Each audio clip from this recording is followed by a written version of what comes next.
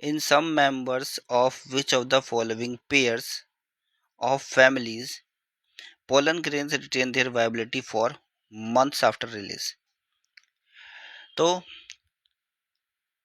कौन सा पेयर है फैमिलीज का ऐसा जिसके जो पोलन ग्रेन्स होते हैं जब वो रिलीज हो जाते हैं तो उनके अंदर वायबिलिटी रहती है महीनों तक।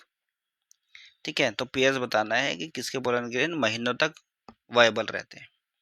पहला ऑप्शन है रोजेसी और लेजुमिनेसी। तो इसके जो पोलन ग्रेन्स होते हैं उनके अंदर जो वायबिलिटी होती है, ठीक है, वो मंथ्स तक होती है।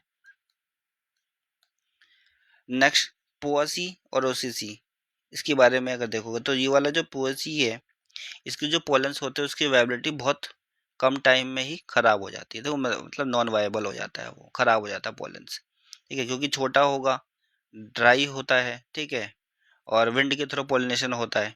ठीक है, तो इस वजह से इस कारण से ये क्या होता है, पोएसी के जो पोलेंस ग्रेन्स होते हैं वो अपनी वायबिलिटी को बहुत जल्दी खो देते हैं। ठीक है, तो इससे तो कम होगा, जो ऑप्शन ए है रोजेसी लेजुमिनेसी, इससे तो कम वायबिलिटी होती है, लेस वायबल या फिर वायबल फॉर शॉर्ट पीरियड।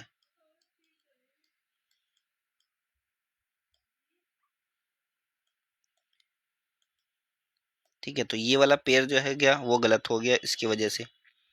ठीक है, नेक्स्ट है पोएसी लेजुमिनेसी। अब लेजुमिनेसी में तो मंथ, ओसेसी में मंथ के लिए होती है, पोएसी में होती नहीं है, तो इस वजह से ये भी सेम हो गया, लेस वायबल हो गया। ठीक है, पोएसी की वजह से।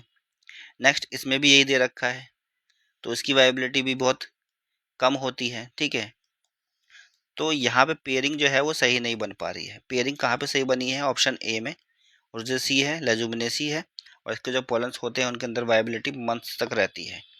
बाकी जगह देखो गड़बड़ कर दिया इस पोएसी ने, बी सी और डी वाले ऑप्शंस में आकर के। नहीं तो रोजेसी में बढ़िया रहती है वायबिलिटी, लेजुमिनेसी में बढ़िया रहती है, ठीक है, इसमें भी बढ़िया रहती है, बट इसके आने की वजह से, पोएसी के बनने की वजह से ये पेयर हो गया वो गड़बड़ा गया है। तो राइट आंसर हमारा केवल ए होगा।